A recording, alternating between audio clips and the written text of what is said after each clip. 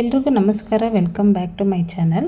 ದೋಸೆ ಹಿಟ್ಟಿಗೆ ಸರಿಯಾದ ಅಳತೆ ಮತ್ತು ವಿಧಾನ ಬಳಸಿದರೆ ಮಾತ್ರ ಹೋಟ್ಲ್ ಸ್ಟೈಲ್ ಥರ ಗರಿ ಗರಿಯಾಗಿ ಮತ್ತು ಮೃದುವಾದ ದೋಸೆ ಮಾಡೋಕ್ಕೆ ಸಾಧ್ಯ ಆಗುತ್ತೆ.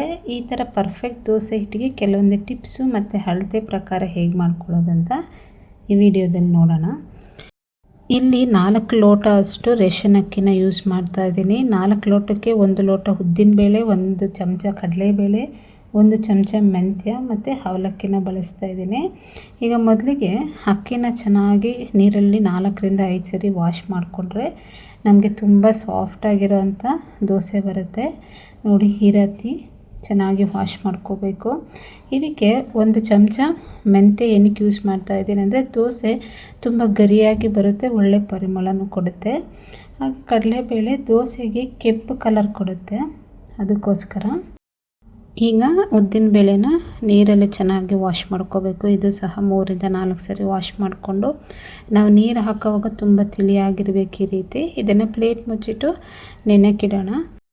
ಈಗ ಅರ್ಧ ಲೋಟ ಮೀಡಿಯಮ್ ಅವಲಕ್ಕಿನ ನಾವು ಅಕ್ಕಿ ರುಬ್ಬೋಕ್ಕಿಂತ ಅರ್ಧ ಗಂಟೆ ಮುಂಚೆ ನೆನೆಸಿಟ್ಕೊಂಡ್ರೆ ದೋಸೆ ತುಂಬ ಮೃದುವಾಗಿ ಚೆನ್ನಾಗಿ ಬರುತ್ತೆ. ಇದನ್ನು ಸಹ ಚೆನ್ನಾಗಿ ವಾಶ್ ಮಾಡಿಕೊಂಡು ನೀರಲ್ಲಿ ನೆನೆಸಿಟ್ಕೋಬೇಕು ಒಂದು ಅರ್ಧ ಗಂಟೆ.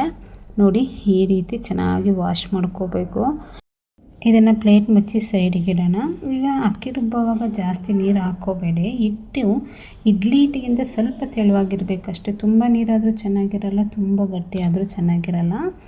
ಈಗ ಮೊದಲಿಗೆ ನಾನು ಎಲ್ಲ ಸಪ್ರೇಟಾಗಿ ರುಬ್ಕೊಳ್ತೀನಿ. ಮೊದಲು ಉದ್ದಿನ ಬೇಳೆನ ಹಾಕ್ಕೊಂಡು ಚೆನ್ನಾಗಿ ಸ್ವಲ್ಪ ರುಬ್ಕೋಬೇಕು.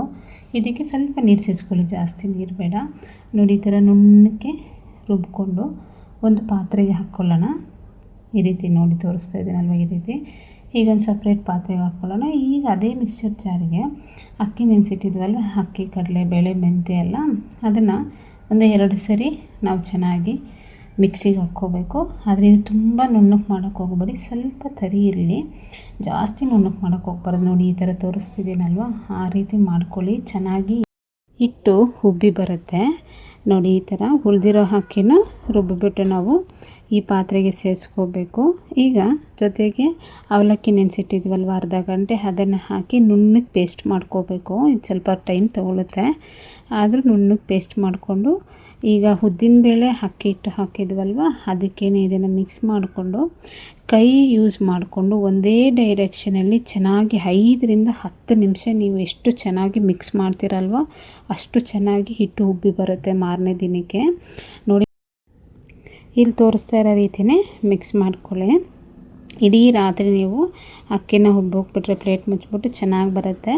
ನೆಕ್ಸ್ಟ್ ಡೇ ನಿಮಗೆ ಇದ್ರ ಜೊತೆಗೆ ಒಂದು ಸ್ವಲ್ಪ ನೀರನ್ನು ಸೇರಿಸ್ಕೊಂಡು ರುಚಿಗೆ ತಕ್ಕಷ್ಟು ಉಪ್ಪು ಮತ್ತು ನಿಮಗೆ ಇನ್ನೂ ಗರಿ ಗರಿಯಾಗಿ ಕಲರ್ ಚೆನ್ನಾಗಿ ಬರಬೇಕು ಅಂದರೆ 1 ಸ್ಪೂನ್ ಸಕ್ಕರೆನ ಸೇರಿಸ್ಕೊಂಡು ಮಿಕ್ಸ್ ಮಾಡ್ಕೊಂಡು ದೋಸೆ ಹಾಕ್ಕೊಂಡ್ರೆ ಸೂಪರ್ ದೋಸೆ ಆಗುತ್ತೆ. ನೀವು ಪದೇ ಪದೇ ಇದೇ ರೀತಿ ಮಾಡ್ಕೊಂಡು ತಿನ್ಬೋದು. ಈಗ ನೋಡಿ, ನೀಟಾಗಿ ಮಿಕ್ಸ್ ಮಾಡಿದ್ದೀನಲ್ವ, ಈ ಪ್ಲೇಟ್ ಮುಚ್ಚಿಟ್ಟು ಮಾರನೇ ದಿನಕ್ಕೆ ಇದು ಪರ್ಮೆಂಟೇಷನ್ಗೆ ಬಿಟ್ಟಿದ್ದೀನಿ. ನೋಡಿ, ಎಷ್ಟು ಚೆನ್ನಾಗಿ ಉಬ್ಬಿದೆ. ಹಾಗೆ ದೋಸೆ ಸಹ ಹಾಕಿ ತೋರಿಸ್ತಾ ಇದ್ದೀನಿ. ದೋಸೆ ಹಾಕೋಕ್ಕಿಂತ ಮುಂಚೆ ಕಾವಲಿನ ಚೆನ್ನಾಗಿ ಬಿಸಿ ಮಾಡ್ಕೊಳ್ಳಿ. ದೋಸೆ ಹಾಕೋವಾಗ ಮೀಡಿಯಮ್ ಫ್ಲೇಮಲ್ಲಿ ಇಟ್ಕೊಂಡು ದೋಸೆ ಹಾಕ್ಕೊಳ್ಳಿ, ತುಂಬ ಚೆನ್ನಾಗಿ ಬರುತ್ತೆ. ನಿಮಗೆ ಈ ವಿಡಿಯೋ ಇಷ್ಟ ಆಗಿದರೆ ಒಂದು ಲೈಕ್ ಕೊಟ್ಟು ಶೇರ್ ಮಾಡಿ. ಹಾಗೆ ಇದೇ ಥರ ರೆಸಿಪೀಸ್ಗೆ ಜೆಸಿ ಕುಕಿಂಗ್ಸ್ ಆ್ಯಂಡ್ ವ್ಲಾಗ್ಸ್ಗೆ ಸಬ್ಸ್ಕ್ರೈಬ್ ಮಾಡ್ಕೊಳ್ಳಿ.